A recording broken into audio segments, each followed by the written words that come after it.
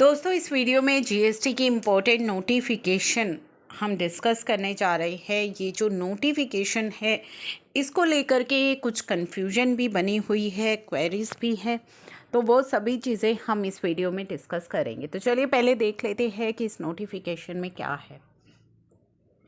In exercise of power conferred by sub rule 4 of rule 48, यानी कि rule 48 सब rule 4 की पावर को यूज़ करते हुए सेंट्रल जो गवर्नमेंट है उसने on the recommendation of council के रिकमेंडेशन से कुछ अमेंडमेंट की है एक पुरानी नोटिफिकेशन के अंदर, जो कि हमारी थी नोटिफिकेशन नंबर 13/2020, जो कि 21 मार्च 2020 को इशू की गई थी।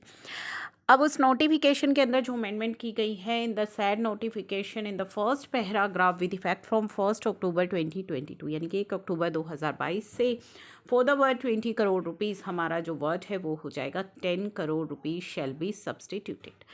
ठीक है, तो यहाँ पे जो 20 करोड़ का वर्ड है उसे 10 करोड़ रीड किया जाएगा।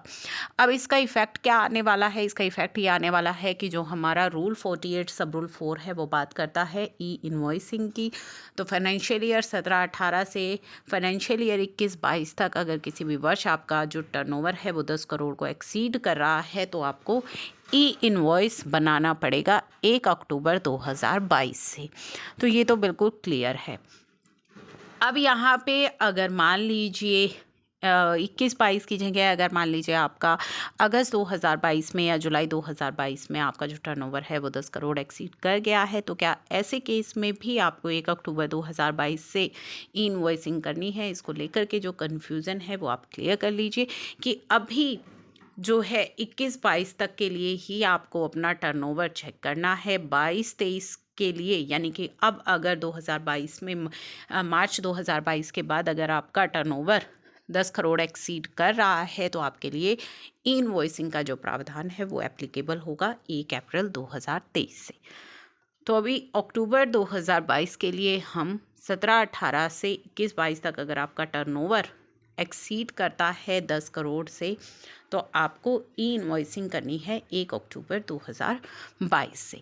तो ये चीज़ आपकी क्लियर हो गई है। अगर आप ई इनवॉइसिंग नहीं बनाएंगे तो उसमें आपके लिए बहुत प्रॉब्लम आएंगी, क्योंकि इनवॉइसिंग आप पर एप्लीकेबल है।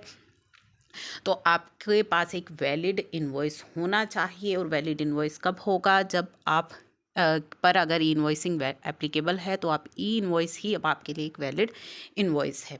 सामने वाली पार्टी जो है आईटीसी अगर क्लेम करेगी तो एक वैलिड इनवॉइस के बेस पर ही आप आईटीसी भी क्लेम कर पाएंगे। तो आपको सामने वाली पार्टी का भी चेक करना होगा कि जिस इनवॉइस की बेसिस पर आप आईटीसी बुक कर रहे हैं, अगर उस पार्टी पर ई इनवॉइसिंग एप्लीकेबल है तो आप ई इनवॉइस ही लेंगे, तभी आप आईटीसी को क्लेम कर पाएंगे। तो ये आपको जो है अब चेक करना होगा। जिनका टर्नओवर 10 करोड़ से ऊपर का है उनके लिए ये अब चीज़ें सभी चेक करनी है, क्योंकि आपके पास एक वैलिड इनवॉइस होना चाहिए। और अगर आप पर ई इनवॉइस एप्लीकेबल है और आप नॉर्मल टैक्स इनवॉइस बना रहे हैं तो आपके पास वैलिड इनवॉइस नहीं है।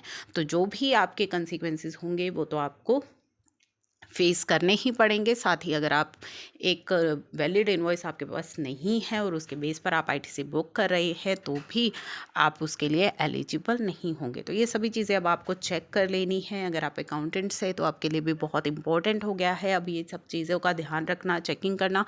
10 करोड़ की लिमिट तो आ चुकी है, धीरे धीरे अब ये लिमिट 5 करोड़ की होने वाली है, जो कि एक्सपेक्ट किया जा रहा है कि हो सकता है नेक्स्ट फाइनेंशियल ईयर से 5 करोड़ तक ये लिमिट हो जाए। और धीरे धीरे ये जो लिमिट है वो रिड्यूस होती रहेगी और सब पर ई इनवॉइसिंग जल्दी ही एप्लीकेबल हो जाएगी। तो उसके लिए आपको प्रिपरेशन जो है कर लेनी है।